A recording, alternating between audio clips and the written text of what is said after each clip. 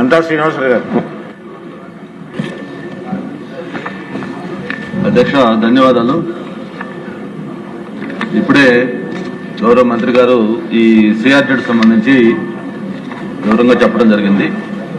అధ్యక్ష మీకు కూడా తెలుసు, ఆంధ్రప్రదేశ్లో మనకి longest Coast line after Maharashtra, దాదాపు 1000 కిలోమీటర్ల పైగా ఉన్న కోస్ట్ లైన్ అధ్యక్ష. అంతేకాదు ఈరోజు వాటర్ ఫ్రంట్ అనేది చాలా ప్రీమియం. మన యూరోపియన్ కంట్రీస్ కానీ లేకపోతే దుబాయ్, సింగపూర్ కానీ ఇవన్నీ చూస్తూ ఉంటే అవి వాటర్ ఫ్రంట్కి ఎంత ఇంపార్టెన్స్ ఇస్తూ ఉన్నాయి.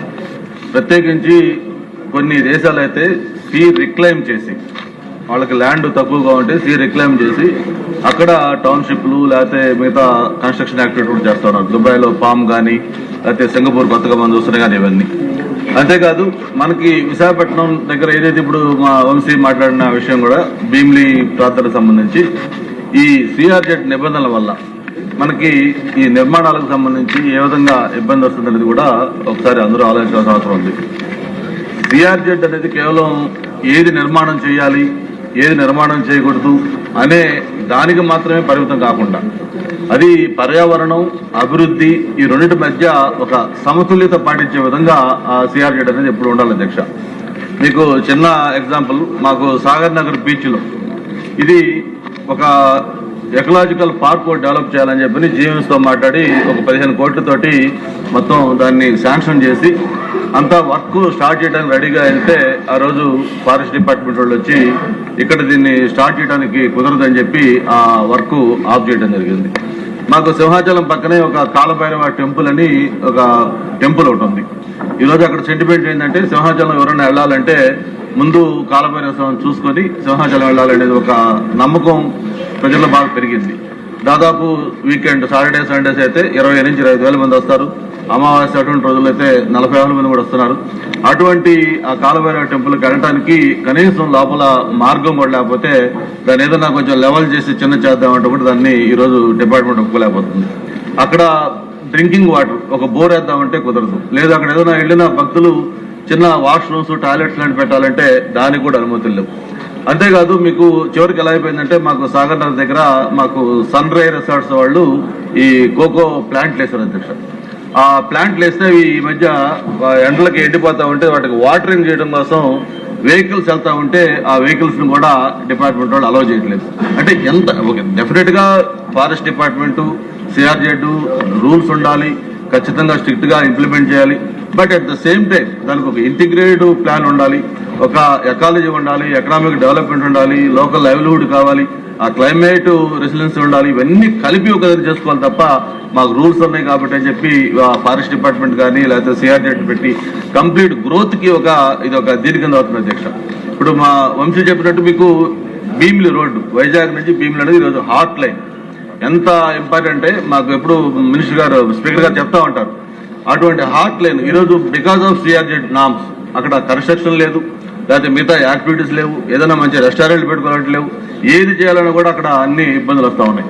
కాబట్టి రేపు ఎట్లాగ మీరు పబ్లిక్ ఒపీనియన్ పెట్టారు కాబట్టి దాంట్లో కొంచెం లిబరల్గా నేనేమంటారంటే మీరు ఫారెస్ట్ డిపార్ట్మెంట్కి లేకపోతే మిగతా అధికారులకి ఏదైనా చేసేటప్పుడు హ్యూమన్ ఫేస్ చేయమని చెప్పండి. ఇప్పుడు మనకు డెఫినెట్గా మాకు కూడా బాధ్యత ఉంది, ఎకాలజీ డెవలప్మెంట్ దాన్ని మెయింటైన్ చేయాలి, కోస్టల్ రెగ్యులేషన్ అన్ని మెయింటైన్ చేయాలి. But at the same time చిన్న వాటిలో కూడా ఇబ్బందులు పెట్టి చేస్తే లైవ్లీహుడ్ కూడా అందరికి ఇబ్బంది పడుతుంది అధ్యక్ష. మీరు దీంట్లో పర్సనల్ గా మీరు జోక్యం చేసి దాన్ని సరిచేయాలని కోరుతా ఉన్నాం. శ్రీనివాసరావు గారికి వచ్చినావా రామకృష్ణ గారు సార్, రామకృష్ణ అంటే ధన్యవాదాలు అధ్యక్ష. మన ప్రభుత్వం వచ్చిన దగ్గర నుంచి కూడా ముఖ్యమంత్రి గారి దృష్టిలో, మంత్రి గారి దృష్టిలో, కళ్యాణ్ గారి దృష్టిలో, అధికారుల దృష్టిలో కూడా ఇది ఉంది అధ్యక్ష. ఎక్కువసేపు చెప్పాను. ప్రాబ్లం ఏంటంటే అధ్యక్ష, ఈ 2013 తిమ్మాపురం దగ్గర నుంచి భీమిలి వరకు జీవో నెంబర్ 369 పంచాయతీరాజ్ శాఖ ఆ రోజునే నోటిఫై చేసింది అధ్యక్ష. పంచాయతీరాజ్ శాఖ అదే నెలలో 2013 అదే రోజు MADD 375 జీవో ఇష్యూ చేసి ఈ 5 గ్రామాలని మున్సిపల్ కార్పొరేషన్లో విలీనం చేసుకుంటున్నామని చెప్పి జీవో కూడా ఇవ్వడం జరిగింది అధ్యక్ష. కానీ ఇక్కడ అప్పుడు పంచాయతీ ఎన్నికలు జరిగినాయి, కానీ 2012 తర్వాత జీవీఎంసీ ఎన్నికలు జరగకపోవటం వలన అవి అలా ఉండిపోయింది అధ్యక్ష.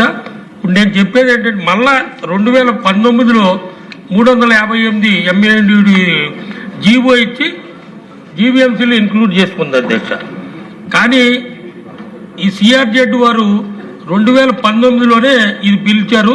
కానీ మళ్ళీ ఫైనల్ నోటిఫికేషన్ 2019లో జీవీఎంసీ ఇచ్చింది. దానివల్ల ఈ ప్రాబ్లమ్స్ ఎదురవుతున్నాయి అధ్యక్ష.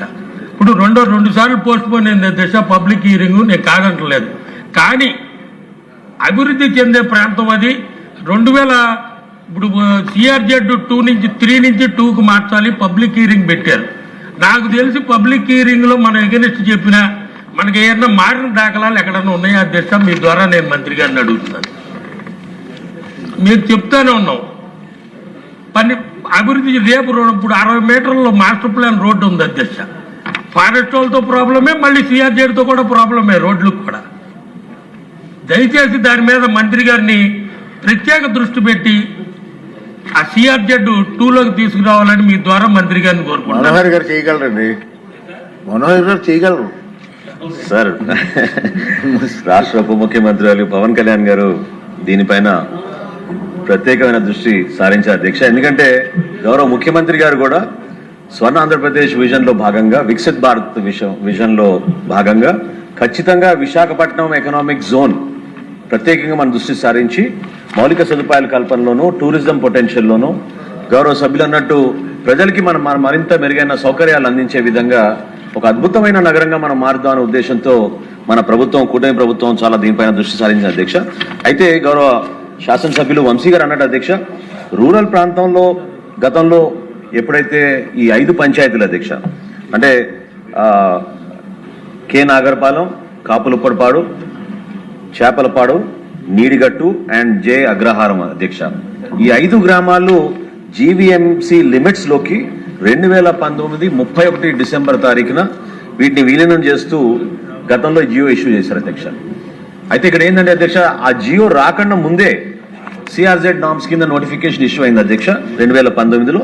అందుకనే ఈ వ్యత్యాసం, ఈ కన్ఫ్యూజన్ వల్ల కొంచెం ఇబ్బంది పడుతున్న పరిస్థితులు వాస్తవం అని నేను ఈ సందర్భంగా గుర్తు చేస్తున్నాను అధ్యక్ష.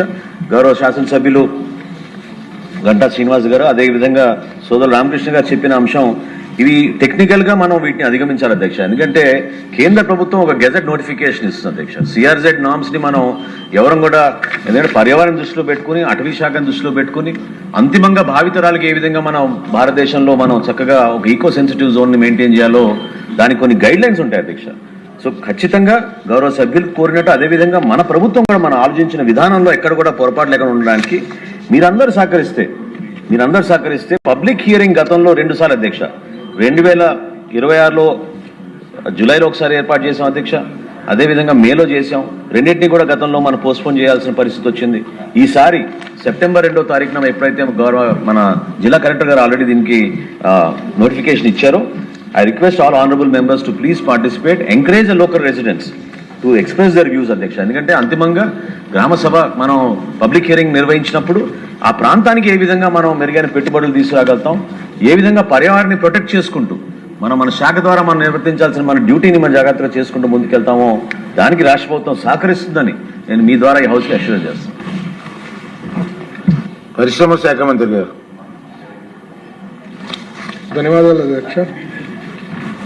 ఏ ప్రశ్నకి అవునండి, బి ప్రశ్నకి 6 ఇండస్ట్రియల్ పార్క్స్ చేస్తున్నాం అధ్యక్ష భవ్య స్కీమ్ కింద. ఏపీ స్పేస్ సిటీ తిరుపతి డిస్ట్రిక్ట్లో 1000 ఎకర్స్లో, AP drone city Kurnool district 485.38 ఎకర్స్లో, టేక్లోడ్